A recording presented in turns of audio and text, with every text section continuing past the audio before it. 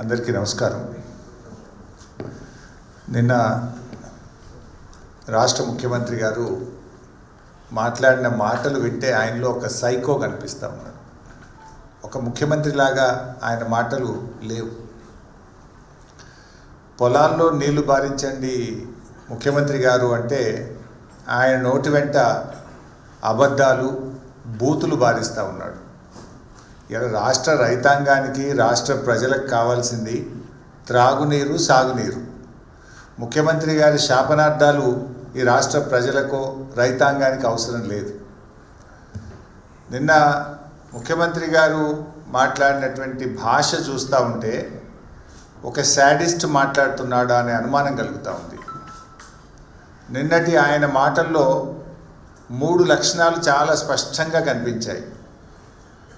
1 పచ్చి అబద్ధాలు, 2 బూతులు, 3 శాడిజం. ఈ 3 చాలా స్పష్టంగా కనబడ్డాయి. సరే, ఆయన బూతులతో మేము పోటీ పడలేము, ఆయనలాగా బూతులు మాట్లాడి మా క్యారెక్టర్ని మేము పొడగొట్టు తెలుసుకోలేదు. అంతకంటే ఆయన బూతులు మాట్లాడతానో, శాపనార్థాలు పెడతానో, జైల్లో పెడతా అని బెదిరింపులు చేస్తానో భయపడే లక్షణం మా ఇంట వంట బీఆర్ఎస్ పార్టీలో ఏ గులాబీ సైనికుడికి, కార్యకర్తకు లేదు. ఇవాళ ఏం మాట్లాడింది ముఖ్యమంత్రి గారు ఒకసారి ఆ వీడియో చూసి నేను మళ్ళీ ముందుకు పోతా. ఒకసారి నిన్న ముఖ్యమంత్రి గారు మాట్లాడినటువంటి మాటల్లో శాడిజం ఎట్లా ఉందో, ఒక సైకో ఎట్లా ఉన్నాడో ఒకసారి చూద్దాం.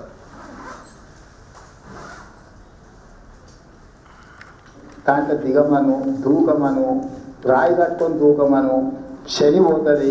ఎందుకంటే ఇట్లా పాపాలు చేసి ఇంకా చెట్టలు ఎక్కువైనాయి. వీళ్ళిద్దరికి బెల్ట్ ట్రీట్మెంట్ ఇస్తే కానీ దారిలో పడరు. వాళ్ళిద్దరికి బెల్ట్ ట్రీట్మెంట్ అవసరం ఉన్నది. ఏమున్నది, వీళ్ళ కోసి రక్తం చల్లితే పంటల మీద అదే పండుతుంది. ఎందుకంటే వీళ్ళ బలుపు పొవ్వు చూసింది కదా. రైతుల పంట పొలాల్లో నీళ్లు బారించండి ముఖ్యమంత్రి గారు అంటే మా రక్తాన్ని బారిస్తా అని రేవంత్ రెడ్డి గారు మాట్లాడుతూ ఉన్నారు. ఇది ఒక ముఖ్యమంత్రి మాట్లాడాల్సిన భాషన? నీళ్లు కావాలని మేము అడిగితే రక్తం కావాలని రేవంత్ రెడ్డి అంటుండే. సార్, నీకు రక్తం కావాలంటే ఇస్తాం, దానికి కూడా మేము వెనకాడటంలో మేము కాదు. కానీ మాకు నువ్వు నీళ్ళు ఇవ్వడానికి, ఒకవేళ మా రక్తమే నీకు నీళ్ళు ఇవ్వడానికి అడ్డమైతే ఆ రక్తం ఇవ్వడానికి కూడా మేము సిద్ధంగా ఉన్నాం. ఇప్పుడు రాజకీయాల్లో విమర్శలు సహజం. ఒక ముఖ్యమంత్రి స్థానంలో ఉండి ప్రతిపక్షాల యొక్క రక్తాన్ని పంటలపై చల్లాలి, బెల్ట్తో కొట్టాలి అని మాట్లాడడం అనేటువంటిది అత్యంత జుగుత్సాకరం. ఆయన రక్త పిపాసి మనస్తత్వానికి ఇది నిదర్శనం. నేను ఎక్కడ మాట్లాడండి, ఆయన బోధి పెవిలియన్లో మాట్లాడి, పేరేమో బోధి పెవిలియన్. మాటలన్నీ హింసను ప్రేరేపించి హింసను తలపించేటువంటి మాటలు నిన్న ముఖ్యమంత్రి గారు మాట్లాడినారు. ఆ మధ్య చెప్పినాడు ఆయన హిట్లర్ తనకు ఆదర్శం అంటే. రేవంత్ రెడ్డి అందుకే హిట్లర్ తరహాలో ఒక హంతక భాష మాట్లాడుతూ ఉన్నాడు. కానీ ఒకటి మాత్రం నిజం, ఫైనల్గా పాపం పండినాడు హిట్లర్కు ఏ గతి పట్టిందో రేవంత్ రెడ్డి నీకు కూడా అదే గతి పడుతుంది. ఇదంతా ఆయన ప్రయత్నం ఏంది? భాష దేనికి మాట్లాడుతున్నాడు? ఎవడు మాట్లాడతాడు? ఫ్రస్ట్రేషన్లో ఉన్నటువంటి వాడు, విషయం లేనటువంటి వాడు, సమాధానం చెప్పలేనటువంటి వాడు. సమాధానం ఉంటే, విషయం ఉంటే, పరిజ్ఞానం ఉంటే, సత్తా ఉంటే విషయం మీద మాట్లాడతాడు. ఫ్రస్ట్రేషన్ కనబడుతూ ఉంది నీ లోపల. నువ్వు జారుడు బండ మీద జారిపోతూ ఉన్నావు, నీకు ఓటమి తప్పదు అనేటువంటి ఒక ఫ్రస్ట్రేషన్లో ఊగిపోతూ ఉన్నావు, బూతు భాష మాట్లాడుతూ ఉన్నావు. నిజంగా నీకు విషయం ఉంటే విషయంతో ఒప్పిస్తావు, మెప్పిస్తావు.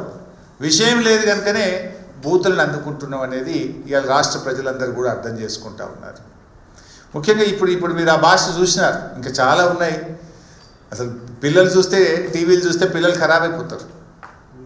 ఈ భాష చూసిన తర్వాత, ఆయన నిన్న మాట్లాడినటువంటి మాటలు విన్న తర్వాత, షాబాద్లో 3 పసిపిల్లల్ని, 3 పెద్దవాళ్లను, 6గురిని గొంతు కోసి కిరాతకంగా హత్య చేసినటువంటి ఆ రాజ్ కుమార్కు ఈ రేవంత్ రెడ్డికి మధ్య నాకు పెద్ద తేడా కనబడతలేదు.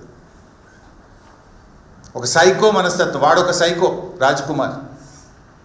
నిజంగా ఎంత సైకో అయితే నాకు దక్కని వాళ్ళు ఎవరికి దక్కద్దు అని చెప్పి ఆ 6గురిని ఎట్లా ఎంత దారుణాతి దారుణంగా కోడిని మెడకాయ కోసినట్టు కోసి చంపినట్టు పాపం. ఒక ఉన్మాదిగా వ్యవహరించినాడు. ఎంత బాధ కలుగుద్దంటే పాపం ఇప్పుడు ఒక్క అమ్మాయి మిగిలింది అక్కడ. చెవులు వినబడవు, మాటలు రావు, కాళ్ళు లేవు. ఇప్పుడు ఆ అమ్మాయి పరిస్థితి ఏంటి? ఇంట్లో 6 చంపేసిండు వాడు, ఒక్కటి మాత్రమే మిగిలింది. ఆ బిడ్డ, ఆ చిన్న పసిపాప, ఆమె కూడా పెళ్ళిగాని అమ్మాయి. ఇప్పుడు ఆ పిల్ల పరిస్థితి ఏంటి? ఇంత జరిగితే పక్క రాష్ట్ర ముఖ్యమంత్రి స్పందించిండు ఆ సంఘటన మీద, కానీ ఈ రాష్ట్ర ముఖ్యమంత్రికి కనీసం ఆ సంఘటన మీద స్పందించలేదు ఇప్పటిదాకా. ఒక సీనియర్ అధికారి, ఈ రాష్ట్రానికి చెందిన ఒక ఉన్నతాధికారి, పోలీస్ అధికారి, నిన్న గోల్ఫ్ కోర్స్లో హైదరాబాద్ గోల్ఫ్ క్లబ్లో గోల్ఫ్ ఆడుతున్నాడు నిన్న మధ్యాహ్నం పూట. ఈ రాష్ట్రంలో లా అండ్ ఆర్డర్ పరిస్థితి ఏముంది? అసలు ముఖ్యమంత్రి పాలన ఎట్లుందంటే నువ్వెట్లున్నావో నీ పరిపాలన కూడా గట్లే ఉంది. ఇప్పుడు ఆనాడు కేసీఆర్ గారు ప్రాణాలకు తెగించి చావు నోట్లోకి వెళ్ళి 11 రోజులు ఆమరణ నిరాహార దీక్ష చేసి తాను ప్రాణత్యాగానికి సిద్ధపడి కేసీఆర్ రాష్ట్రాన్ని సాధించారు. కానీ ఎన్నడూ రక్తం పారించే ప్రయత్నం కానీ ఎవరి రక్తం అడగలే కేసీఆర్ గారు. తన రక్తాన్ని ఇచ్చి, తన ప్రాణాన్ని ఇచ్చి రాష్ట్రాన్ని సాధించే ప్రయత్నం చేసింది కేసీఆర్. కానీ నువ్వు ప్రశ్నించినటువంటి వాళ్ళను, రైతుల పక్షాన నీళ్ళడిగినటువంటి వాళ్ళను ఇవాళ రక్తం బారిస్తా, వాళ్ళను కోస్తా, వాళ్ళ రక్తం బారిస్తా అని నువ్వు మాట్లాడుతున్నావు. ఇది కేసీఆర్ గారికి నీకున్నటువంటి తేడా. ఇంత నీచమైనటువంటి వ్యాఖ్యలు చేసిన రేవంత్ రెడ్డి కనీసం నీకు నువ్వన్న టీవీలో చూసుకొని తప్పు మాట్లాడినని బేషరతుగా క్షమాపణ చెప్పాలని చెప్పి నేను డిమాండ్ చేస్తూ ఉన్నాను. ఇంకో మాట కూడా చెప్తున్నా రేవంత్ రెడ్డి, నీకేంది నీ సైకో మనస్తత్వం ఏంది? అంటే మమ్మల్ని తిడితేనో, మమ్మల్ని జైల్లో పెడితేనో, మా రక్తం బారితేనో రైతాంగానికి నేను నీళ్ళు ఇస్తా అంటే అందుకు మేము సిద్ధం. జైల్లో పెట్టావో పెట్టు, మా రక్తం కావాలన్నా తీసుకో, కానీ రైతులకు మాత్రం నీళ్లు పారించు. ఇప్పుడు రేవంత్ రెడ్డి నీ నోరు నీ ఇష్టం, నువ్వేమన్నా మాట్లాడుకో, కానీ నీళ్లు తెలంగాణ. నీళ్ల విషయంలో నీ ఇష్టం వచ్చినట్లు చేస్తా అంటే కుదరదు. నువ్వేం మాట్లాడుతున్నావు? కన్నెపల్లి కట్టుకొత్తవా రేవంత్ రెడ్డి అంటే ప్రతిపక్షాల కంఠం నొక్కుతా అంటున్నావు. నువ్వు కన్నెపల్లి కట్టుకొత్తవా రేవంత్ రెడ్డి అంటే మా కంఠం నొక్కుతా అంటుండు. నీ ఉద్దేశం ఏంది? మాకు ఉద్యమాలు కొత్త కాదు, పోరాటాలు అంతకంటే కాదు. తెలంగాణ ఉద్యమంలో అనేక సార్లు అరెస్ట్ అయినాం, జైళ్ళల్లో పడ్డాం. మాకేం అరెస్టులు జైళ్ళు కొత్త కాదు.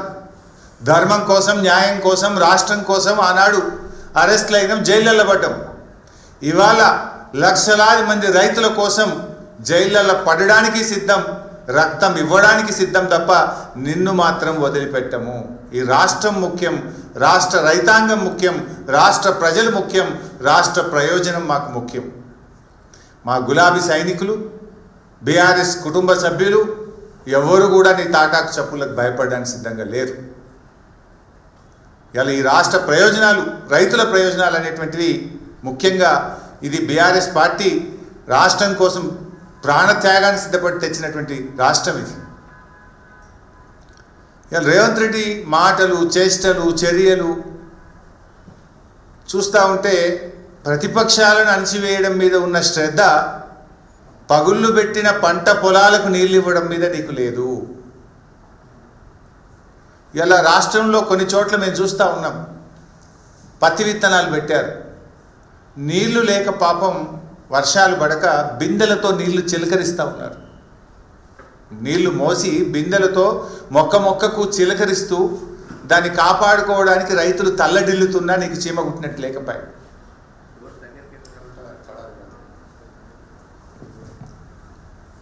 ఇవాళ తెలంగాణ రైతుల ప్రయోజనాలు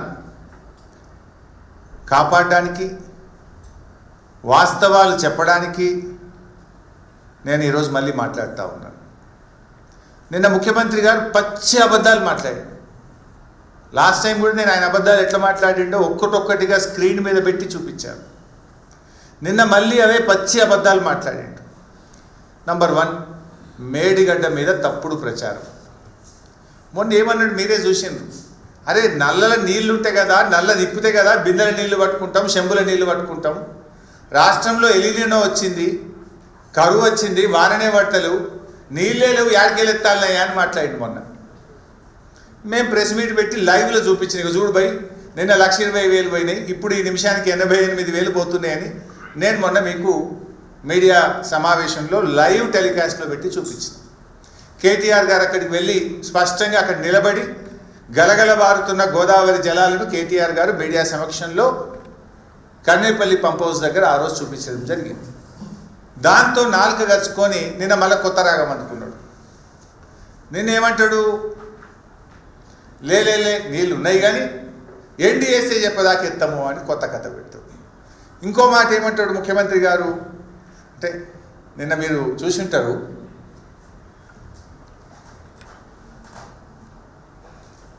మేడిగడ్డ గేట్లు మూయకుండా కన్నేపల్లి దగ్గర నీళ్ళు ఎట్లా ఎత్తుతావు అని మాట్లాడతాడు. నాకు జాలి కలుగుతుంది నేను చూస్తుంటే. ముఖ్యమంత్రిగాను 31 నెలలు పూర్తి చేసుకున్న కన్నేపల్లి పంప్ హౌస్ నుంచి మేడిగడ్డ బ్యారేజ్ గేట్లు మూయకుండా నీళ్లు ఎలా ఎత్తాలో కూడా అవగాహనను పెంచుకోవడం మీద నిన్ను చూస్తే నాకు జాలిస్తూ ఉంది. ఇన్ఫ్యాక్ట్ మీరు నిన్న గమనించిందో లేదో, ఈయన మాట్లాడగానే ఉత్తమ్ కుమార్ రెడ్డి మైక్ తీసుకున్నాడు మధ్యలో. ఈయన తప్పు మాట్లాడిందని ఉత్తమ్ కుమార్ రెడ్డికి బుర్ర వెలిగింది. మధ్యలో ఆయన మైక్ తీసుకొని ఉత్తమ్ కుమార్ రెడ్డి గారు ఈయన తప్పును సరిచేసే ప్రయత్నం చేశాడు. అందుకే నేను జాలి కలుగుతుంది రేవంత్ రెడ్డి మీద అన్న. 31 నెలలు ముఖ్యమంత్రిగా పనిచేసినాక కూడా విషయ పరిజ్ఞానం పెంచుకోలే, బూతులు తప్ప నీకు విషయ పరిజ్ఞానం పెరగలే. ఆయన ఉత్తమ్ కుమార్ రెడ్డి గారు నిన్న మైక్ తీసుకొని మధ్యలో రేవంత్ రెడ్డి తప్పు మాట్లాడంగానే, అఫ్కోర్స్ ఫ్రీ ఫ్లోలో కూడా కన్నేపల్లి మోటార్లు ఎత్తాం, కన్నేపల్లి మోటార్లు స్టార్ట్ చేస్తాం, నీళ్ళు ఎత్తుతాం, కానీ మరి మీద అన్నారం సుందిల గేట్లు ముయ్యాలి కదా అని ఆయన సరి చేసే ప్రయత్నం చేశారు. విషయం సింపుల్. 93.5 మీటర్ల ఎత్తులో కన్నేపల్లి పంప్ హౌస్ మోటార్లు నడుస్తాయి. గోదావరిలో ఇలా 1,00,000 క్యూసెక్కుల వరద పోతా ఉంది. 1,00,000 క్యూసెక్కుల వరద పోయినప్పుడు దాని లెవెల్ 97 మీటర్లు ఉంటాయి. అంటే గేట్లు తెరిచి ఉన్న 97 మీటర్ల ఎత్తులో గోదావరి నది ప్రవహిస్తూ ఉంది. నీకు కావాల్సింది 93.5 మీటర్లు మాత్రమే. కావలసిన నీళ్లు ఉన్నది, కావలసిన ఎత్తు హెడ్ రెడీగా ఉన్నది, మోటార్లు వస్తూ నీళ్ళు వస్తాయి బెటర్. ఈ విషయాన్ని నేను కాదు, రిటైర్డ్ ఇంజనీర్లు కూడా చాలా స్పష్టంగా తమ లేఖలో రిటైర్డ్ ఇంజనీర్లు కూడా చెప్పడం జరిగింది. ఏం చెప్పిండ్రు, ప్రస్తుతం గేట్లు తెరిచి ఉన్న పరిస్థితుల్లో వరద నీటి మట్టం సుమారు 97.5 మీటర్లు. ఈ హెడ్ ఆధారంగా కన్నేపల్లి పంప్ హౌజు రోజుకు 3 టీఎంసీల వరకు నీటిని లిఫ్ట్ చేసే సామర్థ్యం కలిగి ఉంది. ఈ లెటర్ చదివినాకన్నా సోయి రావాలి కదా నీకు. ఆ ఉత్తమ్ కుమార్ రెడ్డికి వచ్చిన సోయి అన్న నీకు రాకపోయా.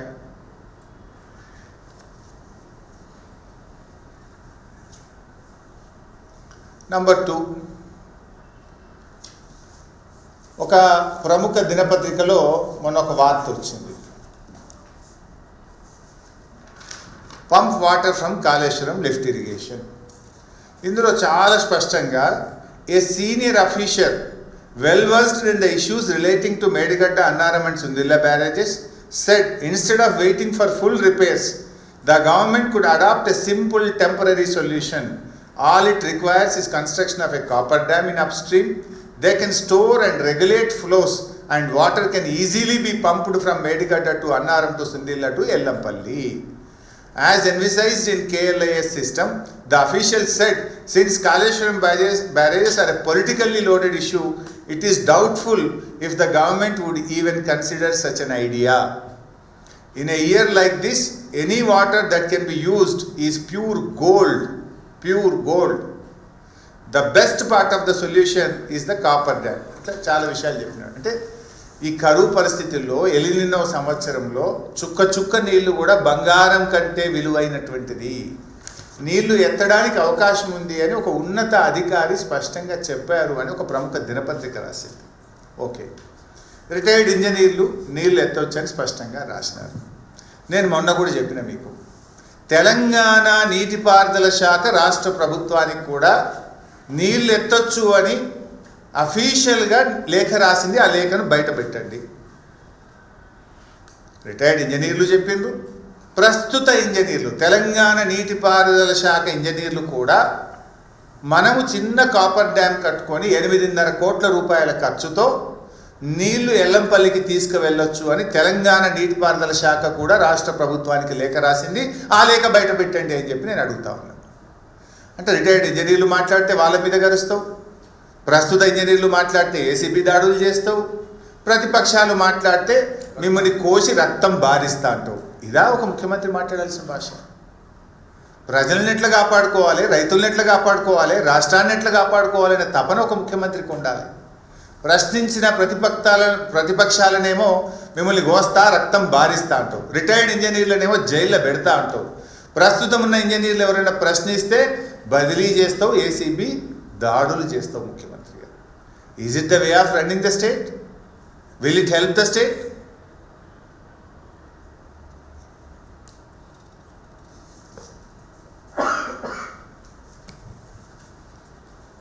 ఇవాళ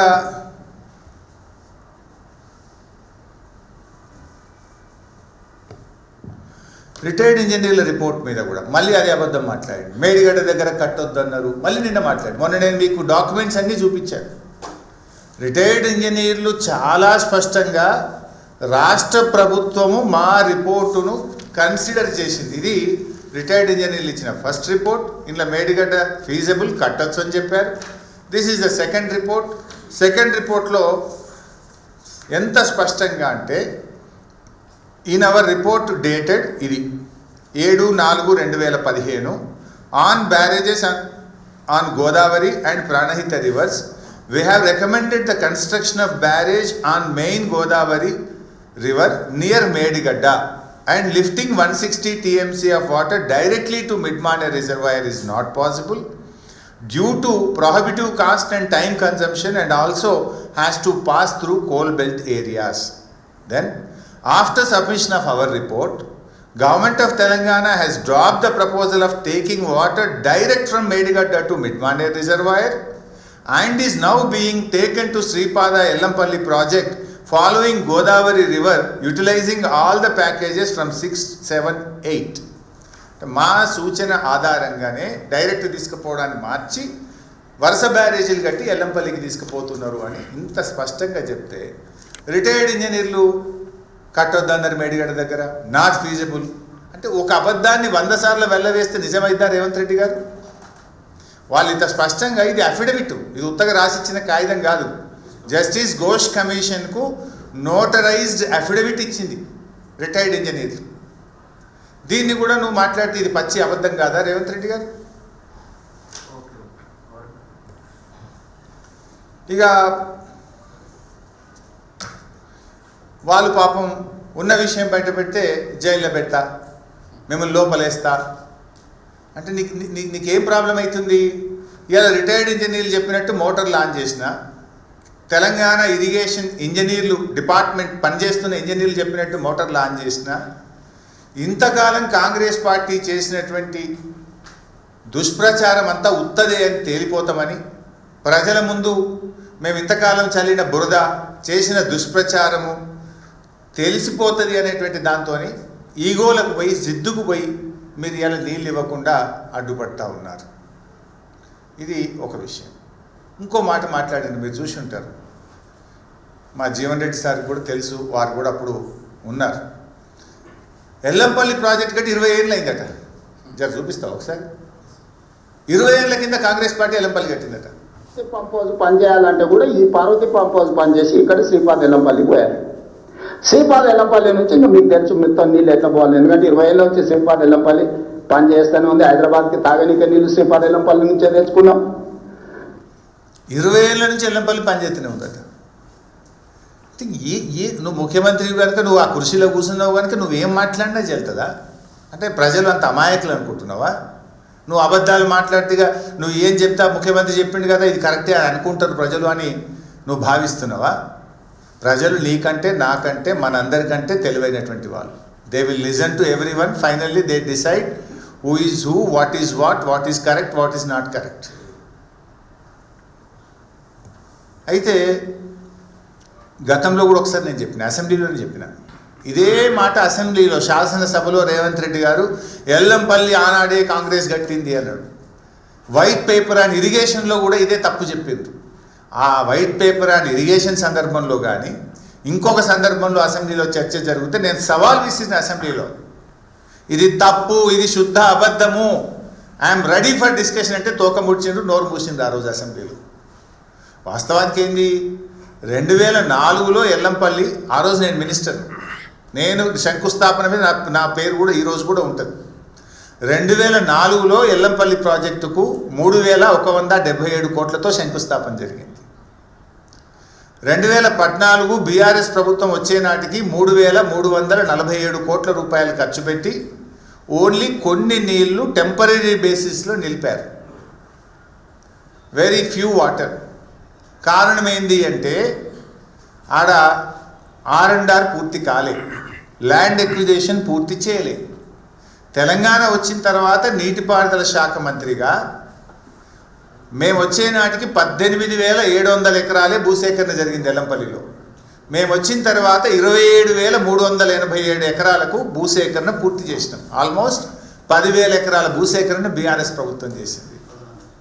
అదేవిధంగా R&R అంటే ఎవరైతే ఊర్లు మునిగిపోతున్నాయో, ఇండ్లు కట్టాలో, కాంగ్రెస్ ప్రభుత్వం ఉన్న నాటికి 1,448 ఇండ్లు మాత్రమే కట్టింది, 1,448. మేము 13,296 ఇండ్లు పూర్తి చేసి R&R వాళ్ళందరినీ కూడా షిఫ్ట్ చేసినాం. 13,296 ఇండ్లు కట్టినాం. 10,000 ఎకరాల భూసేకరణ చేసినాం.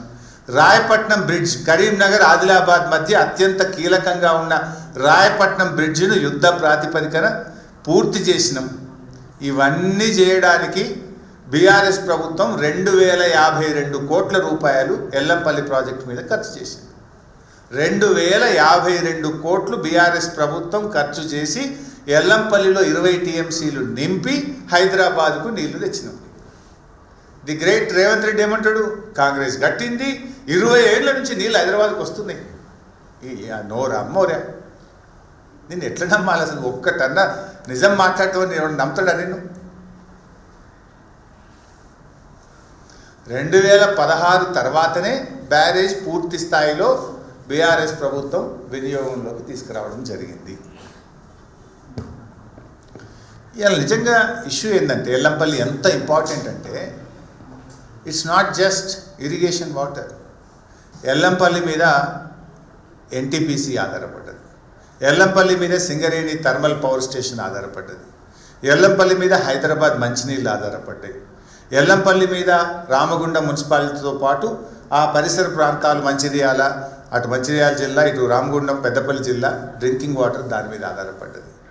అండ్ అట్లా ఎల్లంపల్లి మీద అనేక జిల్లాలకు కూడా నీళ్లు వెళ్తాయి. ఇవాళ ఎల్లంపల్లిలో ఉన్న వాటరు హార్డ్లీ 7-8 టీఎంసీ ఉంది. డెడ్ స్టోరేజ్ 3 పోతే 4-5 ఉంటాయి. ఈ 4-5 టీఎంసీలతో ఏం చేస్తావు? రేపు కరువు వస్తే, ఎలినినో వచ్చింది, రేపు కరువు వస్తుంది అని అంటున్నారు. ఎన్టీపీసీ విద్యుత్ ఉత్పత్తి చేయడానికి 1 సంవత్సరానికి 5 టీఎంసీలు కావాలి. సింగరేణి థర్మల్ పవర్ ప్లాంట్లో విద్యుత్ ఉత్పత్తి ఆగొద్దు అంటే సంవత్సరానికి 5 టీఎంసీలు కావాలి. హైదరాబాద్ మంచినీళ్లకు ఎల్లంపల్లి నుంచి 10 టీఎంసీలు కావాలి. లోకల్ డ్రింకింగ్ వాటర్కు 2 నుంచి 3 టీఎంసీలు కావాలి. ఇప్పుడు అటు ఉన్నాయి డెడ్ స్టోరేజ్ తీసేస్తే 4-5 కూడా లేవు. నువ్వు పందాలకు పోయి పంటింపులకు పోతే రేపు కరెంటు ఉత్పత్తి కూడా ఆగిపోయి రాష్ట్రం అంధకారమయ్యే ప్రమాదం ఉంది మిస్టర్ రేవంత్ రెడ్డి. చీకటిమయమయ్యే ప్రమాదం ఉంది. హైదరాబాద్ నగరం త్రాగునీరు లేక ఇబ్బందులు పడే పరిస్థితి కనబడతా ఉంది. How do you address this issue? పాప నిన్న ఒక జర్నలిస్ట్ అదే అడిగిండు, మరి కరువు వస్తుంది కదా, ఎలినినో వస్తుంది, ఎట్లా నువ్వు అడ్రస్ చేస్తావు అంటే, సమస్యను ఎట్లా తీరుస్తావు అంటే, వాళ్ళని కోసి రక్తం జిమ్ముతే పంటలు పండుతాయి అని రేవంత్ రెడ్డి మాట్లాడతాడు. ఒక జర్నలిస్టు ఈ కరువు పరిస్థితుల్లో ఈ కరువును నువ్వు ఎట్లా ఎదుర్కొంటావు, వాట్ ఈజ్ యువర్ స్ట్రాటజీ అని ఒక జర్నలిస్ట్ అడిగితే వాళ్ళని కోసి రక్తం జిమ్ముతా అంటాడు. ఇదా ఒక ముఖ్యమంత్రి మాట్లాడేది? సమస్యను అర్థం చేసుకుంటలేవు. రేపు ఎన్టీపీసీకి 5 టీఎంసీలు కావాలి. సింగరేణి పవర్ ప్లాంట్కి 5 టీఎంసీలు కావాలి. హైదరాబాద్ మంచినీళ్ళకి 10 టీఎంసీలు కావాలి. రామగుండం మంచిర్యాల ఆయా జిల్లాలకు త్రాగునీటికి 3 టీఎంసీలు కావాలి. ఆడు ఉన్నాయా 4-5 లేవు. ఇప్పుడు మనం నీళ్లు ఎత్తి తెచ్చుకొని సమస్యను పరిష్కారం చేసుకునే దిశగా ఆలోచిస్తావా? రాజకీయాలకు పోయి పందాలకు పట్టింపులకు పోయి సమస్యను జటిలం చేసి రాష్ట్రాన్ని అంధకారం చేస్తావా? హిట్లర్కు నీకున్న తేడా ఏంది? హిట్లర్ అదే కదా చేసింది పిచ్చి పనులు. ఇక ఇంకొక ఇంపార్టెంట్ ఇష్యూ నిన్న ఆయన మాట్లాడతాడు. అసలు బీఆర్ఎస్ వచ్చిన తర్వాత ఒక్క ప్రాజెక్టు కట్టలే, 1 ఎకరానికి నీళ్ళు ఇయ్యలే. కాంగ్రెస్ చేసిన కృషి వల్లనే ధాన్యం ఉత్పత్తిలో దేశంలో నంబర్ 1 అయినమాట. మొత్తం కాంగ్రెసే కట్టిందట. కాంగ్రెస్ కృషి వల్లనే దేశంలో తెలంగాణ నంబర్ 1 అయింది. ఒక్క ప్రాజెక్ట్ కూడా బీఆర్ఎస్ కట్టలేదట, 1 ఎకరానికి నీళ్ళు ఇయ్యలేదట. నేను రేవంత్ రెడ్డి మాట్లాడతాడు. బీఆర్ఎస్ 10 ఏళ్లలో 48,74,000 ఎకరాలకు నీళ్ళు ఇచ్చింది. 48,74,000 ఎకర్స్. అంతకుముందు కాంగ్రెస్ 10 ఏళ్ళ అధికారంలో ఉంది రాష్ట్రంలో. 10 ఏళ్ల కాంగ్రెస్లో వాళ్ళు ఇచ్చింది 6,64,000 ఎకరాలు. 10 ఏళ్ల కాంగ్రెస్ పాలనలో 6,64,000 ఎకరాలు. 9.5 ఏళ్ల బీఆర్ఎస్ కాలంలో 48,74,000 ఎకరాలకు మేము నీళ్ళు ఇచ్చినాం. రేవంత్ రెడ్డి కావాలంటే ప్రాజెక్ట్ వైజ్ కూడా పంపిస్తాను. కొత్త ఆయకట్టు 17,24,000 ఎకరాలు. మిషన్ కాకతీయ కానీ స్టెబిలైజేషన్ ఆఫ్ ప్రాజెక్ట్స్ కింద 31,00,000 ఎకరాలు కలిపితే 48,74,000 ఎకర్స్కు బీఆర్ఎస్ ఇచ్చింది. ఇంత పచ్చి అబద్ధం నువ్వు మాట్లాడొచ్చునా? అరే నీ జిల్లా, నీ మహబూబ్ నగర్ జిల్లాలోనే 10 లక్షల ఎకరాలకు నీళ్లు బారిచ్చినాం. కల్వకుర్తి, నెట్టంపాడు, భీమా, కోయిల్ సాగర్ 4 ప్రాజెక్టులు తెలుగుదేశం కాంగ్రెస్ 30 ఏండ్లు మీరు ఆ ప్రాజెక్టులు కడితే 30 ఏండ్లలో మీరు ఇచ్చింది 46,000 ఎకరాలు. మేము ప్రాజెక్ట్ సైట్ల దగ్గర నిద్రపోయి రాత్రింబవళ్ళు కష్టపడి 6.5 లక్షల ఎకరాలకు నీ మహబూబ్ నగర్ జిల్లాలో ఆ 4 ప్రాజెక్టుల కిందనే 6.5 లక్షల ఎకరాలకు ఇచ్చిన రేవంత్ రెడ్డి. అడుగుపోయి కల్వకుర్తికి నీళ్ళు ఎవరు తెచ్చిండ్రో, ఎవరు బారిచ్చిండ్రో అడుగు. మా లక్ష్మారెడ్డి అని ఉన్నాడు ఇక్కడ. జడ్చెల్లకు కానీ నాగర్ కర్నూలు కానీ నీళ్లు బారిచ్చింది ఎవరు? 1 ఎకరానికి నీళ్ళు ఇవ్వలేదు. మొత్తం కాంగ్రెస్ హయాంలో చేసిన ప్రాజెక్టులతోనే ఇంత పంట పండింది అని నిన్న రేవంత్ రెడ్డి గారు మాట్లాడుతూ ఉన్నారు. నేను స్ట్రైట్ క్వశ్చన్ మీ ద్వారా ఈ ప్రభుత్వాన్ని రేవంత్ రెడ్డి గారిని అడుగుతా ఉన్నా. 2014-15 బీఆర్ఎస్ వచ్చిన మొదటి సంవత్సరం ఈ రాష్ట్రంలో పండిన వరి ధాన్యం ఎంత? 68 లక్షల మెట్రిక్ టన్నులు. మొదటి సంవత్సరం 68 లక్షల మెట్రిక్ టన్నులు పండింది. కానీ బీఆర్ఎస్ ప్రభుత్వము కేసీఆర్ గారి కృషి వల్ల చెరువులు బాగు చేయడము, పెండింగ్ ప్రాజెక్టులు పూర్తి చేయడము, తొమ్మిళ్ళ లిఫ్ట్ కట్టడము, భక్తరామ్ దాస్ లిఫ్ట్ కట్టడము, ఇట్లా అనేక దేవాదుల ప్రాజెక్టును పెద్ద ఎత్తున పనులు పూర్తి చేయడము. దీనివల్ల 2023-24 నాటికి 2,60,00,000 టన్నుల వరి ధాన్యం పండింది. 2014-15లో మరి అంతా కాంగ్రెసే చేసి ఉంటే 64 లక్షలేమో ఆ రోజు పంట పండింది. 64 లక్షల మెట్రిక్ టన్నులు. మేము దిగిపోయే నాటికి 2,60,00,000 మెట్రిక్ టన్నులు పంట పండింది. మరి ఎట్లా పండింది? ప్రాజెక్టులు కట్టినాం కనుక, చెరువులు బాగు చేసినాం కనుక, లిఫ్ట్ ఇరిగేషన్లు పూర్తి చేసినాం కనుక, నీళ్ళు ఇచ్చినాం కనుక, రైతు బంధు ఇచ్చినాం కనుక, మనము 24 గంటల నాణ్యమైన కరెంట్ ఇచ్చినాం కనుక, సకాలంలో ఎరువులు ఇచ్చినాం కనుక, పండిన పంటను మద్దతు ధరకు కొన్నాం కనుక, రైతుకు అనేక రకాల మేలు చేసినాం కనుక మరి 68 లక్షల నుంచి 2,60,00,000 మెట్రిక్ టన్నులకు ధాన్యం ఉత్పత్తి పెరిగింది. ఈయన గారు అంటాడు అంత మేమే చేసినాం, వీళ్ళు ఏం చేయలేదంటాడు. అది నోరా మోరా? ఇంకా మంచిగా అర్థం చేసుకోవడానికి 2014-15లో రాష్ట్రం ఏర్పడ్డ మొదటి సంవత్సరము రాష్ట్రంలో సాగు విస్తీర్ణం, వరి సాగు విస్తీర్ణం 34,97,000 ఎకరాలు. 2023-24 నాటికి రాష్ట్రంలో వరి సాగు విస్తీర్ణం మేము దిగిపోయే నాటికి 1,18,00,000 ఎకరాలకు పెరిగింది. మరి ఎట్లా పెరిగింది? 34 లక్షల నుంచి 1,18,00,000కి ఎట్లా పెరిగింది? చెప్పు సమాధానము. అంటే మేము ప్రాజెక్టులు కట్టడం వల్ల, ఇరిగేషన్ ప్రాజెక్టుల మీద పెద్ద ఎత్తున రాష్ట్ర ప్రభుత్వం కృషి చేయడం వల్ల ఇంత సాగు విస్తీర్ణం పెరిగింది. ఇలా వరి సాగు విస్తీర్ణం పెరిగినా, మరి పంటల ఉత్పత్తి పెరిగినా కూడా 2,60,00,000 మెట్రిక్ టన్నులకు ఉత్పత్తి పెరిగినా దానికి బీఆర్ఎస్ ప్రభుత్వం చేసిన కృషి అనేది వాస్తవం. కానీ రేవంత్ రెడ్డి గారు పచ్చి అబద్ధాలు మాట్లాడుతూ నిన్న కూడా రాష్ట్ర ప్రజల్ని తప్పుదో పట్టించే ప్రయత్నం చేసినారు. ఇంకో విషయం కూడా ఆయన నిన్న ఒక తప్పును ప్రచారం చేసే ప్రయత్నం, మేము సరే మేడిగడ్డ అయితే మూయాల్సిన అవసరమే లేదు గేట్లు, అన్నారం సుందిళ్ళ బ్యారేజీలు ఒకవేళ మూసి నిర్మిస్తే భద్రాచలం కొట్టుకపోద్ది అంటాడు. భద్రాచలం కొట్టుకపోతుంది, 48 ఊర్లు మునిగిపోతాయి అంటాడు. మీరు జర్నలిస్టులు, విజ్ఞానవంతులు అర్థం చేసుకోగలుగుతారు. రాష్ట్ర ప్రజలకు కూడా నేను మీ ద్వారా విజ్ఞప్తి చేస్తాను. Simple, very simple. 2022లో 28 లక్షల క్యూసెక్కుల వరద వచ్చిన భద్రాచలంకు 48 గ్రామాలకు వచ్చిన 30 లేదు, 28 lakh క్యూసెక్స్. పోయిన సంవత్సరం 15 లక్షల క్యూసెక్కుల వరద వచ్చిన మేడిగడ్డ తట్టుకొని నిలబడ్డది. భద్రాచలం కానీ ఆ 48 గ్రామాలకు ఇబ్బంది జరగలేదు. సరే, అన్నారం సుందిళ్ళ ఎన్ని నీళ్ళు నిలుపుతాము? 5 టీఎంసీలు అన్నారంలో, సుందిళ్ళలో ఒక 5 టీఎంసీలు నింపాలి. నింపితే మనకు మోటార్లకు నీళ్ళు అందుతాయి. ఇది నిన్న రేవంత్ రెడ్డి చెప్పిండు, నేను చెప్పింది కూడా కాదు. అన్నారంలో 5 నింపాలి, గేట్లు ముయ్యకపోతే ఎట్లా నింపుతావు, అవి కిందికి జారుతాయి అన్నాడు. ఇంజనీర్లు, నీ తెలంగాణ నీటిపారుదల శాఖ ఇంజనీర్లు, రిటైర్డ్ ఇంజనీర్లు అందరూ చెప్పే మాట, అన్నారం సుందిళ్ళ గ్రౌటింగ్ జరిగింది, అవి పటిష్టంగా ఉన్నాయి, వాటికి ఇబ్బంది లేదు.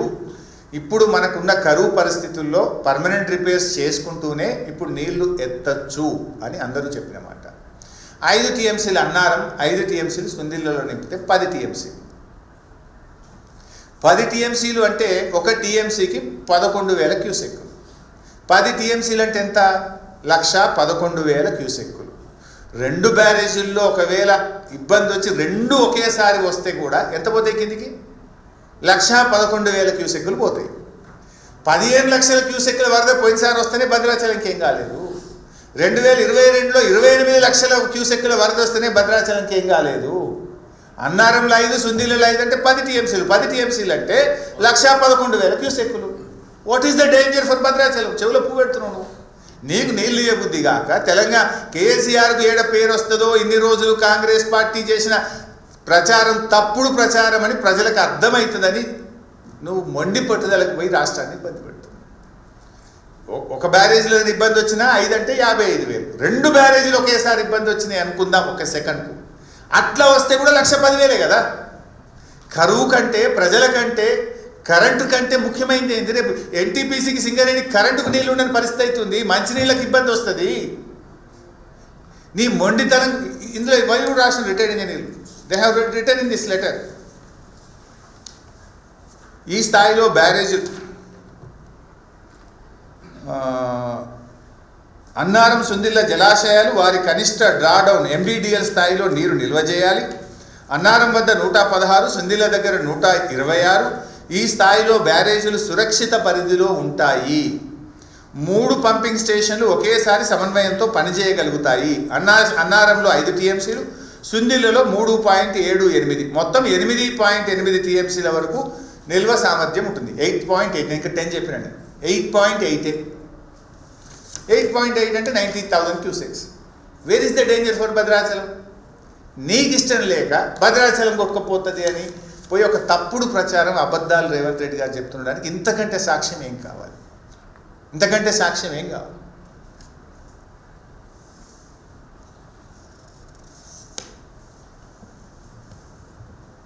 బేసికల్లీ నేను ఇంకో విషయం మాట్లాడి మన పట్టిసీమ గురించి కూడా రేవంత్ రెడ్డి గారు మాట్లాడారు.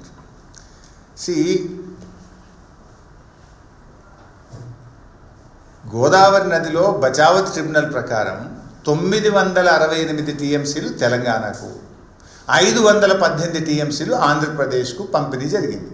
ఇది ఉమ్మడి ఆంధ్రప్రదేశ్ అసెంబ్లీలోనే పెట్టారు. So with in there 518లో Polavaram ఉన్నది. పోలవరంకి అగెనిస్ట్గా పట్టిసీమ కట్టుకున్నారు. పోలవరం పూర్తయ్యేదాకా పట్టిసీమ వాడతాం, పోలవరం పూర్తి కాగానే పట్టిసీమ బంద్ చేస్తాము అని ఆంధ్రప్రదేశ్ చెప్పింది. రేవంత్ రెడ్డి కూడా అదే చెప్పింది. నన్ను పట్టుకొని నేను అడ్డమైన భాషలో, అడ్డమైన బూతులో మాట్లాడాడు. సో ఇక్కడ జరిగింది ఏంది? Pattisima is not a new project. Pattisima is not an illegal project, which is part and parcel of Polavaram project. Once Polavaram is started, Pattisima will be defunct. అయితే ఇక్కడ విషయం ఇంపార్టెంట్ ఏంటంటే మనం అర్థం చేసుకోవాల్సింది, నీళ్ళు వాళ్ళు ఎత్తుకుంటే తప్పేంది, వాళ్ళు ఎత్తుకుంటున్నారు కదా, ఇది అప్పుడే కట్టింది కదా పట్టిసీమ అన్నాడు. అసలు పాయింట్ ఇక్కడనే ఉంది రేవంత్ రెడ్డి. ఇప్పుడు కరువు వచ్చినప్పుడే ఎగువ రాష్ట్రాలు అప్పర్ హ్యాండ్లో ఉంటాయి. ఇప్పుడు కృష్ణా నది ఉన్నది, తక్కువ వరద వచ్చినప్పుడు ఏం చేస్తున్నారు వాళ్ళు, అటు తుంగభద్రలో నీళ్ళు ఆపుతున్నారు, అటు ఆల్మట్లో నీళ్ళు ఆపితే మన జూరాల దగ్గర మంచినీళ్ళు లేక తల్లడిల్లిపోయి 1 TMC ఇయ్యండి, 2 TMCలు ఇయ్యండి, మాకు మంచినీళ్ళకి లేవు అని అడుక్కుంటాం మనం. అట్లనే గోదావరి నది మీద కూడా ఏమవుతుంది కరువు వచ్చినప్పుడు, పైన మహారాష్ట్ర గైక్వాడ్ ప్రాజెక్టులో నీళ్ళు ఆపుకుంటుంది, కిందికి మనకు నీళ్ళు రాక మనం చాలా తల్లడిల్లిపోతుంటాం. ఇప్పుడు పైన తెలంగాణ ఉన్నది, ఇప్పుడు నీళ్ళు తక్కువ వస్తున్నాయి. జనరల్గా గోదావరి ఈ టైంలో 10 లక్షల క్యూసెక్ల ఫ్లడ్ ఉండాలి, ఇప్పుడు ఎంత ఉన్నది, ఇవాళ 50,000 60,000. చుక్క చుక్క కూడా ముఖ్యం ఈ టైంలో. ఇది ఎలినినో సంవత్సరం, కరువు సంవత్సరం. ఇప్పుడు 50,000-60,000 వస్తే నువ్వేం చేయాలి? పైన ఉన్న వాళ్ళు రప్ప ఎత్తాలి కదా. నువ్వు ఈడ పైన కన్నెపల్లిలు ఎత్తాలి, ఆడ దేవాదుల గుంజాలి, ఆడ సీతారామాల గుంజితే 3 జాలు గుంజితే కిందికి సుక్కబోదు పట్టిసీమకు. నువ్వు ఫస్ట్ నీ ప్రయోజనాలు నీకు ముఖ్యం, not at the cost of Telangana కదా. నువ్వు రప్ప గుంజితే ఈడ 33,000 క్యూసెక్కులు గుంజచ్చు, కన్నెపల్లి దేవాదుల కాడ 2,500 క్యూసెక్కులు గుంజచ్చు, సీతారామ కాడ 11,000 గుంజచ్చు. మొత్తం 3 గుంజి పారేస్తే కింద ఆడేడు నడుస్తాయి పట్టిసీమ పంపులు. నువ్వు గుంజలేవు కనుకనే నీ గురువు గారికి గురుదక్షిణ చెల్లిస్తున్నావు అంటే నీళ్ళు కిందికి జారినాయి, వాడు పట్టిసీమ నడుపుకుంటుండు అని నేను అన్నా. Yes, I stand by that. నువ్వు నిజంగా కన్నెపల్లి నడిపింటే, దేవాదుల పూర్తి స్థాయిలో నడిపింటే, నువ్వు సీతారామ పూర్తి స్థాయిలో ఎత్తి ఉంటే కిందికి పట్టిసీమ మోటార్లు ఏడికెళ్ళి నడుస్తాయి. వీటిని వండబెట్టి నువ్వు కింద బారిస్తున్నావు. ఇవాళ ఈ నిమిషానికి నువ్వు డ్రామాలు ఆడుతున్నావు, NDSA అని ఏదో కథలు పడుతున్నావు, కన్నెపల్లి మోటార్లు వద్దు అంటే. దేవాదులో NDSA అడమొచ్చిందా నీకు? దేవాదులలో 10 మోటార్లు ఉన్నాయి. దేవాదులలో నువ్వు 2,500 క్యూసెక్కులు ఎత్తచ్చు. నేను మొన్న తిట్టినాక, మేము గట్టిగా అడిగినాక 800కి వెళ్ళి ఇప్పుడు ఏదో నిన్న 1,200 1,300 తీసుకుంటున్నావు. మరి ఏం చేస్తున్నావు? నిద్రపోతున్నావా? గాడిదల పండ్లు దొంగతున్నావా? పందులు కాస్తున్నావా? నువ్వు నీకే మాట్లాడొస్తుందా? మాకు మాట్లాడరాదా? దేవాదులలో 10 మోటార్లకు 4 ఎందుకు నడుస్తున్నాయి, 6 ఎందుకు బంద్ పెట్టినావు? 2,500 క్యూసెక్కులు దేవాదుల్లో ఎత్తగలిగే అవకాశం ఉంటే ఎందుకు 1,000-1,200 ఎత్తుతున్నావు? వరంగల్ జిల్లాను ఎందుకు ఎండబెడుతున్నావు? ధర్మసాగర్లో కానీ, జనగామ కాన్స్టిట్యున్సీలో కానీ, నర్సంపేట కానీ, పాలకుర్తి కానీ, పరకాల కానీ 75% చెరువులు ఎండిపోయి ఉన్నాయి. మరి ఎందుకు నీళ్ళు ఎత్తుతలేవు? చెరువులు ఎందుకు నింపుతలేవు? వానాకాలం పంటకు నీళ్ళు ఎందుకు ఇస్తలేవు? గాడిదే పండ్లు గిట్ట దొంగతున్నావు రేవంత్ రెడ్డి. నోరు నీకే ఉందా? మాకు లేదా? Can't speak. కానీ మాకు సంస్కారం ఉంది, ఇంతకంటే గట్టిగా తిట్టగలుగుతా. నోరు ఉంది నాకు కూడా, బట్ సంస్కారం ఉంది. ఎత్తు దేవాదుల నీళ్ళు, ముందస్తు నీ ప్రణాళిక ఏది? దానికి గోదావరి నీళ్ళు రాగానే ఎత్తుకుందామని 3 నెలల ముందే ఒరాయిలింగ్ చేసుకోవాలి, సిస్టమ్ రెడీ చేసుకోవాలి, విద్యుత్ రెడీ చేసుకోవాలి. 10 మోటార్లు ఎత్తాలి కదా, ఎందుకు ఎత్తారు? ఇవాళ కూడా సగం కూడా ఎందుకు ఎత్తారు? ఆడ NDSA అడ్డం వచ్చింది. ఎవడు అడ్డం వచ్చింది? ఇక్కడ మేము గిట్ట అడ్డం వచ్చినావా? ఎందుకు ఎత్తలేవు నీళ్ళు దేవాదుల కాడ? నేను ఎందుకో నోరిప్పలేను. పోతాం రేపో మాపో దేవాదుల కాడికి పోయి ఆడ ఎన్ని మోటార్లు నడుస్తున్నాయి, ఎన్ని మోటార్లు నడుస్తలేవో ఆ నది సాక్షిగా, నీ పంప్ హౌస్ సాక్షిగా మీ తప్పిదాన్ని ప్రజల దృష్టిలో పెడతాం.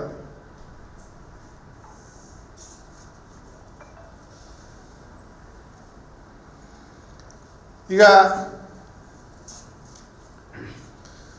ఇంకోటి చెప్తాడు, నిన్న 1,00,000 కోట్లు కొట్టుకపోయినాయి, 1,00,000 కోట్లు కొట్టుకపోయినాయి అని మాట్లాడతాడు పదే. అసలు దానికి అయిన ఖర్చు, బీఆర్ఎస్ హయాంలో అయిన ఖర్చు 90, మొత్తం బీఆర్ఎస్ఏ కాదు, బీఆర్ఎస్ రాకముందు కాంగ్రెస్ ప్రభుత్వం పెట్టిన ఖర్చు, బీఆర్ఎస్ ప్రభుత్వం పెట్టింది, 2 కలిపితేనే 93,872 కోట్లు. ఈ 93,872లో 6,000 కోట్లు బీఆర్ఎస్ రాకముందు కాంగ్రెసే ఖర్చు పెట్టింది. అంటే బీఆర్ఎస్ పెట్టింది ఎంత? 87,000. వీళ్ళు 1,00,000 కోట్ల అవినీతి జరిగిందంటారు. ఖర్చు పెట్టింది 87,000 కోట్లు, 1,00,000 కోట్ల అవినీతి జరిగిందని రాహుల్ గాంధీ నుంచి రేవంత్ రెడ్డి దాకా అదే పాడిందే పాట, పాస్వాన్ల పాటలు ఎక్కువ ఉన్నది. ఖర్చు పెట్టిందే 87,000 కోట్లు. అందులో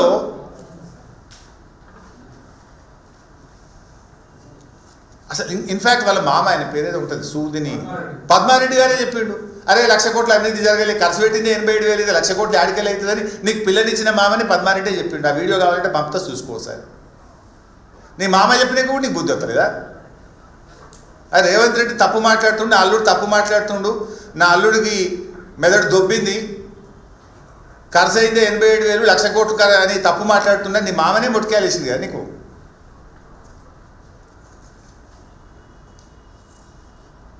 ఇన్ఫ్యాక్ట్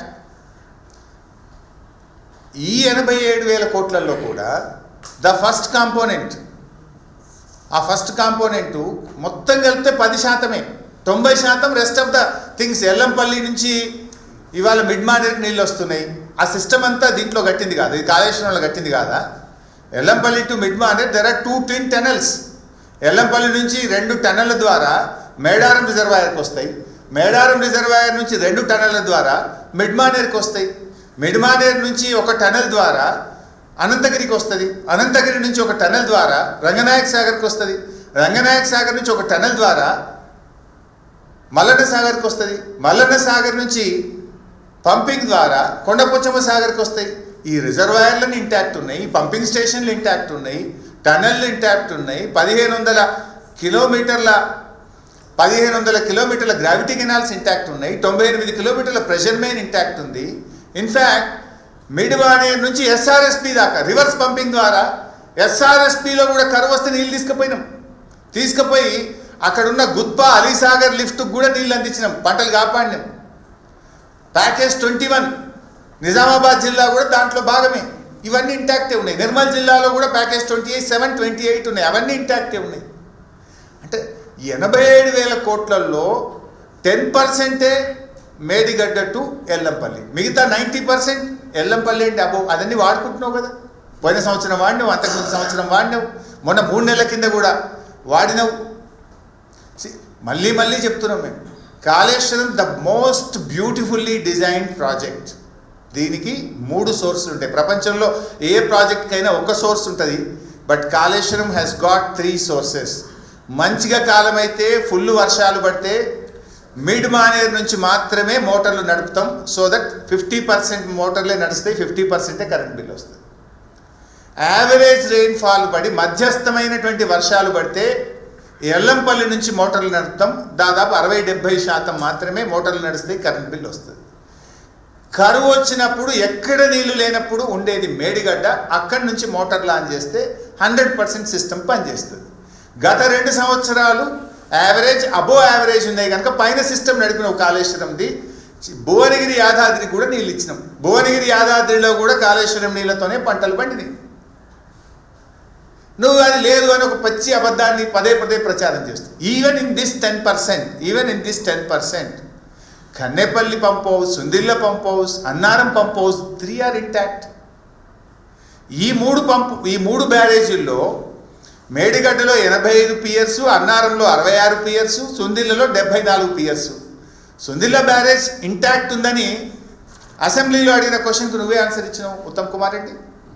అసెంబ్లీలో కోదండరామ్ గారు క్వశ్చన్ అడిగారు, whether it is fact that experts opinion that Sundilla and Annaram barrage may collapse as Medigadda barrage. No sir, Medigadda లెక్క అన్నారం సుందిల్ల కూలిపోతాయా, ఏమైనా ఇబ్బంది ఉందంటే ఏం ఇబ్బంది లేదు అని అసెంబ్లీలో ఉత్తమ్ కుమార్ రెడ్డి గారు ఈ రాష్ట్ర ప్రభుత్వం ఇచ్చిన సమాధానం. ఇదే ఉత్తమ్ కుమార్ రెడ్డి గారు తుమ్మిడిహట్టి టు సుందిల్లా, ఇది నీ స్టేట్మెంట్, ఇది నా స్టోరీ కాదు, ఇది మీ కాంగ్రెస్ పేపరే, వెలుగు పేపర్. తుమ్మిడిహట్టి టు సుందిల్లా, మరి సుందిల్ల కూలేపోతే సుందిల్లకు నువ్వు ఎందుకు చేస్తున్నావు నీళ్ళు? కూలేకపోతే అది పనికే రాకపోతే సుందిల్లకు నీళ్ళు తెస్తాను ఎట్లా నువ్వు? It is intact. సో మొత్తం ఖర్చు పెట్టిన 87,000 కోట్లలో జరిగిందల్లా కూడా ఇన్ని పియర్స్, ఏది నేను ఇందాక చెప్పినట్టు మేడిగడ్డ 85, అన్నారం 66, సుందిల్ల 74. 3 బ్యారేజీల్లో 2-3 పియర్స్ కుంగిపోయినాయి. ఒక బ్లాక్ 7 రీకన్స్ట్రక్ట్ చేయాలి అని చెప్పి ఎన్డీఎస్ఏ కూడా చెప్పింది. మరి 2 సంవత్సరాలు 7 నెలలు 31 నెలలు అయింది నీ గవర్నమెంట్ వచ్చి, ఏం టెస్ట్లే చేయలేను. నీ నిజాయితీ అర్థమవుతలేదా? పరీక్షలు టెస్ట్లే చేయలేవు. ఇంకా అసలు డిజైన్ ఎక్కడిది, నువ్వు రిపేర్ ఎప్పుడు చేస్తావు? ఇన్ఫ్యాక్ట్ 31 నెలలు అయినా 3 సీజన్స్, 3 వర్కింగ్ సీజన్స్. జనరల్గా ఎప్పుడు నదిలో పనిచేయగలిగేది మనము జనవరి టు జూనే. నీకు 3 జనవరి టు జూన్లు దొరికినాయి ఇప్పటికీ. ఇక నీకు మిగిలింది ఒక్కటే, నీ గవర్నమెంట్ పోయేలోపు నీ మిగిలింది ఒక్కటే సీజన్ మిగిలింది నీకు. ఇప్పటికి నువ్వు పరీక్షలే చేయలే, టెస్ట్లే చేయలే. నువ్వు టెస్ట్లు పూర్తి కావాలి, డిజైన్ కావాలి, దాన్ని పని చేయాలి. అంటే నీకు చేసే ఉద్దేశం లేదు అనేటువంటిది అలా రాష్ట్ర ప్రజలు అర్థం చేసుకుంటా ఉన్నారు. సో 1,00,000 కోట్లు కొట్టుడు పోయింది అనేది కూడా పిచ్చి వాదన.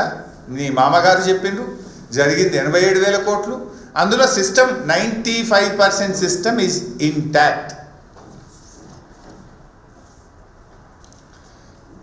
తర్వాత ఇంకో విషయం కూడా, ఈయన గారు నిన్న ఏమంటాడంటే, మేము చాలా ఎక్స్పర్ట్స్ పెట్టినాం, ఆర్మీకెళ్ళి ఇంజనీర్లను తెచ్చినాం, ఆర్మీ ఇంజనీర్లను తెచ్చినాం, నేషనల్ ఎక్స్పర్ట్స్ని తెచ్చినాం, అసలే పీక్ పడేస్తున్నాం మేము, మా అంత పని కూడా చేసిందే లేదు. మరి ఏం చేసినవే ఇప్పుడు 3 ఏళ్ళలో 3 సీజన్స్ కదా నీకు వచ్చింది. కనీసం 1,00,000 ఎకరాలకు నీళ్ళు ఇచ్చినావు, 1,00,000 ఎకరాలు, 1,00,000 ఎకరాలకు నీళ్ళు ఇచ్చినావా అని అడుగుతున్నా.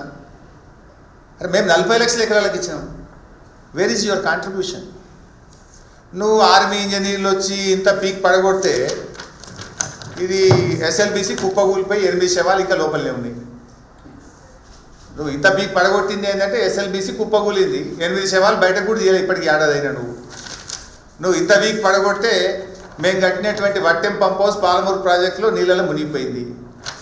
నువ్వు ఇంత వీక్ పడగొడితే సుంకిశాల ప్రాజెక్టు కూలిపోయింది, ఇప్పటివరకు మరమ్మతు కూడా కాలేదు. నువ్వు ఇంత వీక్ పడగొడితే ఖమ్మంలో పెద్దవాగు ప్రాజెక్టు కొట్టుకపోయింది, ఇప్పటికి నువ్వు తట్టెడు మట్టెత్తలేదు. పెద్దవాగు ప్రాజెక్టు ఇదివరకు రిపేర్ కూడా చేయలేదు. మరి నీ ఆర్మీ ఇంజనీర్లు, నీ మేధావితనము, నువ్వు చేసిన గొప్పతనం ఏంది? పెద్దవాగు కొట్టుకపోతుంది, సుంకిశాల కూలిపోతుంది, ఎస్ఎల్బిసి కుప్పకూలుతుంది, వట్టెం మునిగిపోతుంది. ఇదేనా నువ్వు పడగొట్టింది? అరే మేము 40 లక్షల ఎకరాలకు నీళ్ళు ఇస్తే కనీసం 1,00,000 ఎకరాలకు నువ్వు నీళ్ళు ఇవ్వలేవు 3 సీజన్లల్లో. నీకు మిగిలింది ఒకటే సీజన్, ఒకటే working season. What is that you have done? ఈ ఎన్డిఎస్ఏ, నేను ఆయన గారు ఎన్డిఎస్ఏ మీద కూడా చాలా మాట్లాడే ప్రయత్నం చేశాను. నేను అంటున్నా, సరే ఈయన ఎన్డిఎస్ఏ 2022లో వచ్చింది, 2021 డిసెంబర్ 31 అంటే అది 2022 అన్నట్టు అని కూడా మాట్లాడి నిన్న. ఓకే, 2022 నుంచి ఎన్డిఎస్ఏ వచ్చింది. నేను ఒక క్వశ్చన్ వేస్తే దాన్ని నేను ఆయన ప్రస్తావించాను. ఆ ఎన్డిఎస్ఏ వేరే ప్రాజెక్టులకు ఎందుకు పోతలేదు? ఈ కాంగ్రెస్ బీజేపీలు కుమ్మక్కై అసెంబ్లీ ఎన్నికల ముందు ప్రిలిమినరీ రిపోర్టు, పార్లమెంట్ ఎన్నికల ముందు మధ్యంతర నివేదిక, మా పార్టీ సిల్వర్ జూబ్లీ చేసుకుంటే తుది నివేదిక, రాజకీయంగా ఎట్లా చేస్తున్నారని మేము చెప్పినాం. ఆయన గారు అట్లేం లేదు, ఎన్డిఎస్ఏ చాలా గొప్పది, అసలు ఎన్డిఎస్ఏ ఇది అది అని మాట్లాడారు. ఇక్కడ ఒక పాయింట్ చెప్పాల్సింది ఏంటంటే, అసలు ఎన్డిఎస్ఏ ఏర్పడ్డప్పుడు ఉత్తమ్ కుమార్ రెడ్డి ఎంపీగా ఆ స్టాండింగ్ కమిటీలో ఈయన మెంబర్ ఉత్తమ్ కుమార్ రెడ్డి గారు. ఇదే ఉత్తమ్ కుమార్ రెడ్డి గారు ఎన్డిఎస్ఏ అనేటువంటిది రాష్ట్రాల హక్కులు కాలరాయడమే, అసలు ఎన్డిఎస్ఏ ఏర్పాటు చేయడం తప్పిదనము, ఇది రాష్ట్ర హక్కుల్లో చొరబడడమే, దిస్ ఈజ్ ఆన్ రికార్డ్, వ్రాతపూర్వకంగా ఇచ్చిండు ఉత్తమ్ కుమార్ రెడ్డి. ఎన్డిఎస్ఏ ఏర్పాటునే తీవ్రంగా వ్యతిరేకించాడు ఉత్తమ్ కుమార్ రెడ్డి. ఇప్పుడు ఆయన గారికి ఎన్డిఎస్ఏ బైబిల్ అట, ఖురాన్ అట, భగవద్గీతనట. ఇన్ఫ్యాక్ట్ దిస్ ఎన్డిఎస్ఏ, సరే నువ్వు అన్న కూడా 2022లోనే వచ్చింది. 2022లో మన మేడిగడ్డ మీద రిపోర్ట్ ఇచ్చిన ఎన్డిఎస్ఏ చైర్మన్ చంద్రశేఖర్ అయ్యర్, అతుల్ జైన్, వీళ్ళిద్దరూ పోలవరం ప్రాజెక్టులో పనిచేశారు. వీళ్ళిద్దరూ పోలవరం ప్రాజెక్టులో పనిచేసినప్పుడు పోలవరం కొట్టుకుపోయింది, 7,000 కోట్ల రూపాయల నష్టం జరిగింది. డేట్లు కూడా చెప్తా. 2022లో ఎన్డిఎస్ఏ వచ్చిన తర్వాత డౌన్ స్ట్రీమ్ కాపర్ డ్యామ్ కొట్టుకుపోయింది, డయాఫ్రేమ్ వాల్ కొట్టుకుపోయింది, functional failure of upstream coffer dam కొట్టుకుపోయింది, scouring of dump hill bund at spillway and approach channel restoration 1000 కోట్ల రూపాయల నష్టం జరిగింది, slope failure of spilling channel, failure of spoil banks, ఇది 500 కోట్ల నష్టం జరిగింది, dewatering charges for failure of both coffer dams 500 కోట్ల నష్టం జరిగింది, damage of failures of guide bund on spillway 350 కోట్ల నష్టం జరిగింది, మొన్న latest 15 August 2025 failure of upstream copper dam ఇన్నిసార్లు కొట్టుకుపోయింది. వీడికి ఎన్డీఎస్ఏ ఎందుకు పోదు? తెలంగాణలో మేడిగడ్డకు నష్టం జరిగితే 3 రోజులకు వచ్చింది ఎన్డీఎస్ఏ. ఇక్కడ 3 ఏళ్ళైనా పోతలేదు. 2022లో మీరు ఏర్పడ్డారు, ఇవాళ 2026, 4 ఏళ్ళైంది. 4 ఏళ్ళైనా ఎందుకు ఎన్డీఎస్ఏ పోతలేదు? ఇది మరి గమ్మత్ ఏంటంటే కట్టింది మీరే, ఎన్డీఎస్ఏను హెడ్ చేస్తున్నది మీరే. ఈ పోలవరం కట్టినటువంటి చంద్రశేఖర్ అయ్యర్ ఎప్పటి నుంచి ఎప్పటిదాకా పనిచేసిండు అంటే పోలవరంకు 2019 నుంచి 2022 డిసెంబర్ అంటే ఆల్మోస్ట్ 2023, 2019 నుంచి 2023 దాకా పోలవరంను కట్టించింది చంద్రశేఖర్ అయ్యర్. ఈయననే ఎన్డీఎస్ఏ ఒక రిపోర్ట్ ఇచ్చింది. ఇంకొక ఆయన అతుల్ జైన్, ఈయన కూడా పోలవరం ప్రాజెక్టులో 2024 జూన్ దాకా పనిచేసిండు. ఈయన ఫైనల్ రిపోర్ట్ ఇచ్చిండు. నేను అనుకున్నా మరి మీ రిపోర్ట్లు మీరే ఇచ్చుకోవాలి కదా. మరి పోలవరం కట్టింది మీరే, కూల్చింది మీరే, మీ హయాంలోనే కూలింది. మరి ఈడికి కూడా ఎన్డీఎస్ఏ రిపోర్ట్ ఇవ్వాలి కదా. అంటే రాజకీయం చేస్తున్నారు మీరు. ఇది ఇక్కడనేమో మీరు 7,000 కోట్ల నష్టం జరిగితే సైలెంట్గా మరమ్మతులు చేసుకుంటున్నారు, ఫటాఫట్ పని చేసుకుంటున్నారు, పోలవరాన్ని ముందుకు తీసుకుపోతున్నారు. కానీ కాళేశ్వరం లేని పండబెడుతున్నారు. మేడిగడ్డ మరమ్మతు చేయకుండా మీరు కాంగ్రెస్ బీజేపీలు కుమ్మక్కై ఇవాళ పగా ప్రతీకారం తీసుకొని తెలంగాణ రైతు ప్రయోజనాలను, రాష్ట్ర ప్రయోజనాలను దెబ్బతీసే ప్రయత్నం చేస్తున్నారు. ఎస్, మళ్ళీ మా ప్రశాంత్ మళ్ళీ గుర్తు చేస్తున్నారు. 2022 జనవరి నుంచి ఎన్డీఎస్ఏ ఏర్పడ్డది కదా. 2022 జనవరి తర్వాత ఎన్డీఎస్ఏ ఏర్పడ్డ తర్వాత 6 సార్లు కూలింది పోలవరం. 6 సార్లు డ్యామ్ ఫెయిల్యూర్స్ అయింది. 6 సార్లు అయినా ఎన్డీఎస్ఏ పోలే. ఇప్పటికి 4 ఏళ్ళైనా ఎన్డీఎస్ఏ మర్రి చూస్తలేదు. ఇదే గోదావరి నది, అది ఇంకెక్కడో కాదు, మేడిగడ్డ కిందనే ఉంటుంది. ఇదే గోదావరి నది మీద కట్టిన పోలవరంకు మాత్రం పోదు. ఇది అఫీషియల్ రికార్డ్, ఇన్ఫర్మేషన్ యాక్ట్లో తెప్పించింది, నథింగ్ సీక్రెట్. 7,000 కోట్ల నష్టం తీసుకుపోయినేమో జైలు వేయరట. ఆ 7,000 కోట్ల నష్టం నష్టం చేసినోడు వచ్చి ఎన్డీఎస్ఏ రిపోర్ట్ ఇస్తాడు మేడిగడ్డ మీద 3 పిల్లలకు.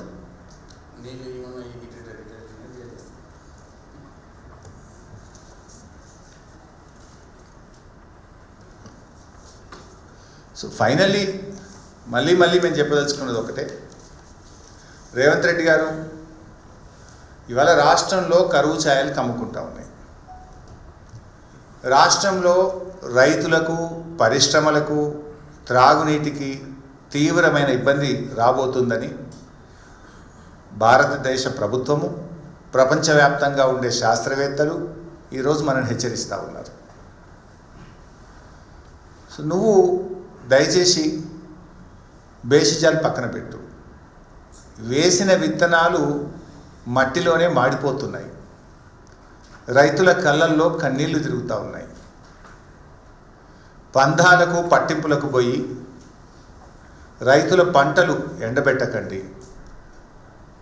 దయచేసి మోటార్లు ఆన్ చేయండి, రైతులను కాపాడండి. కావాలంటే క్రెడిట్ మొత్తం మీరే తీసుకోండి, మాకేం క్రెడిట్ అవసరం లేదు. మాకు రైతులు సంతోషంగా ఉంటే చాలు. ఈ కరువు బారి నుంచి మన థర్మల్ విద్యుత్ కేంద్రాలు నడవాలి, ప్రజలకు త్రాగునీరు అందాలి, రైతుల పంట పొలాలు కాపాడాలి. ఇదే మా తపన, మా తాపత్రయం. మా మీద కక్షతోని గోదావరి నీళ్లను విడిచిపెట్టకండి, ఒడిసి పట్టండి. మీ ఈగోలు పక్కన పెట్టండి, ప్రతి చుక్కను ఒడిసి పట్టండి. రాష్ట్ర ప్రజలను కాపాడండి. లేదంటే మాత్రం రాష్ట్రంలో ఏర్పడేటువంటి కరువు వల్ల జరిగే పరిణామాలు, ఎండిన ప్రతి పంటకు, రాలిన ప్రతి రైతు కన్నీటి చుక్కకు, ఆగిన ప్రతి గుండెకు, ప్రజల కష్టాలకు రేపు తెలంగాణ సమాజం మిమ్మల్ని దోషిగా నిలబెడుతుంది. జాగ్రత్త, ఖబర్దార్. Thank you.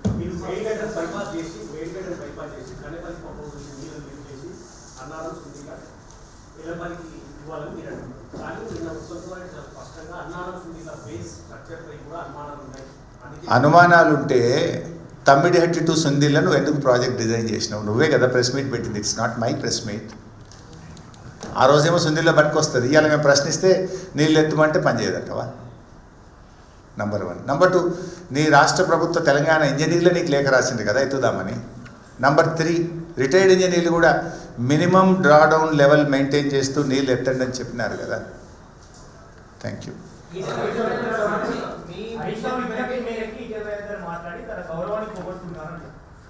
See Etela Rajender గారిని నేను కలవక మాట్లాడక చాలా సంవత్సరాలు నెలలు అవుతూ ఉన్నాయి. రేవంత్ రెడ్డికి ఏంటంటే తను ఇరకాటంలో పడ్డప్పుడల్లా ఎదుటి వాళ్ళ మీద బురద జల్లి తప్పించుకునేటువంటి ప్రయత్నం రేవంత్ రెడ్డి గారు చేస్తూ ఉంటారు. దానివల్ల రాజేందర్ గారు ఆయన ఆలోచనతో ఆయన మాట్లాడి ఉంటాడు. గత ప్రభుత్వంలో ఆయన భాగంగా ఉన్నాడు కనుక ఆయనకి ఈ ప్రాజెక్ట్ మీద అవగాహన ఉంది కనుక, ఆ జిల్లా మంత్రిగా ఆయన పనిచేసింది కనుక ఆయనకు ఉండేటువంటి అవగాహనతో ఆయన మాట్లాడి ఉంటాడు. అంత మాత్రాన ఆయనకు నాకేం సంబంధం? Is different party, I mean a different party. See ఇవాళ కొత్తగా కిలాడి కమిటీ రిపోర్ట్ అన్నావు. మొన్నటిదాకా వాళ్ళని నిపుణుల కమిటీ, వాళ్ళు గొప్ప వాళ్ళని 2.5 సంవత్సరాలు నువ్వే అసెంబ్లీలో మాట్లాడినావు, బయట మాట్లాడినావు. వాళ్ళ రిపోర్ట్ నేను బయట పెడితే దాని పేరు మార్చినావు. నిన్నటిదాకా వాళ్ళు గొప్పోళ్ళు, నేను ఇప్పుడు వాళ్ళ రిపోర్ట్ అంతా బయట పెడితే వాళ్ళు నీకు చెడ్డ పేరు పెడుతున్నావు, వాళ్ళని జైల్లో పెడతా అని మాట్లాడుతున్నావు.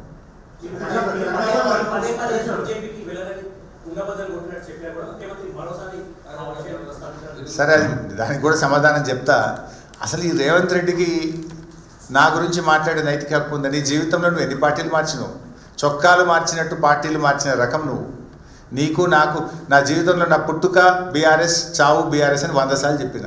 మళ్ళీ నేను చెప్పి ఈ చిల్లరగాడికి సమాధానం చెప్పాల్సిన నాకు అవసరం లేదు. ఈ క్యారెక్టర్ లేనోడికి, ఎవడన్నా క్యారెక్టర్ ఉన్నోడు ప్రశ్నించిన, వ్యక్తిత్వం ఉన్నోడు ప్రశ్నిస్తే సమాధానం చెప్పినా దానికి అర్థం ఉంది. వ్యక్తిత్వం లేనోడు, విలువలు లేనోడు, నిజాయితీ లేనోడు చొక్కాలు మార్చినట్టు పార్టీలు మార్చడానికి నేను సమాధానం చెప్పాలా?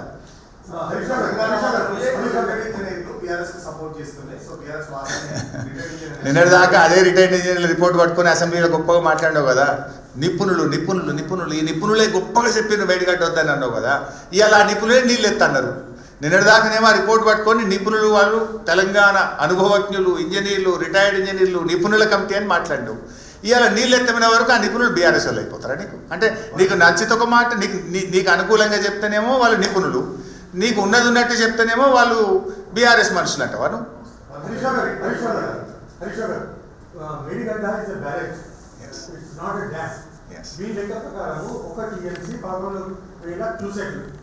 సో ఇప్పుడు అన్నారం సుందీలో స్టోర్ చేసినా కానీ 5 TMC స్టోర్ చేసినా కానీ మీ లెక్క ప్రకారం 1,11,000 క్యూసెక్స్.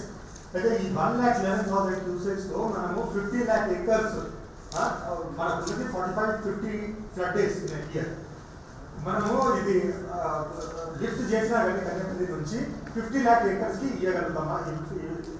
పైసా ఎంత రాండి. ఫస్ట్ ఆఫ్ ఆల్ నీకు కరెంటుకు, సింగరేణి థర్మల్కు, ఎన్టీపీసీ థర్మల్ పవర్ ప్లాంట్కు నీళ్ళు లేవు, కరెంట్ ఆగిపోతుంది. హైదరాబాద్ మంచినీళ్ళు ఆగిపోతాయి, రామగుండం మంచిర్యాల జిల్లాలకు మంచినీళ్ళు పోతాయి. ముందు వీటిని కాపాడుకుంటూ ఎంత ఎత్తగలిగితే ఈ కరువు పరిస్థితుల్లో అంత ఎత్తు ఉన్నదాన్ని కాపాడు. అసలు బేసికల్ నువ్వు వదిలిపెట్టే కదా వాటి పట్టిసీమ నడుస్తుంది. ఇప్పుడు what ever you can lift, you lift and protect the interest of the state.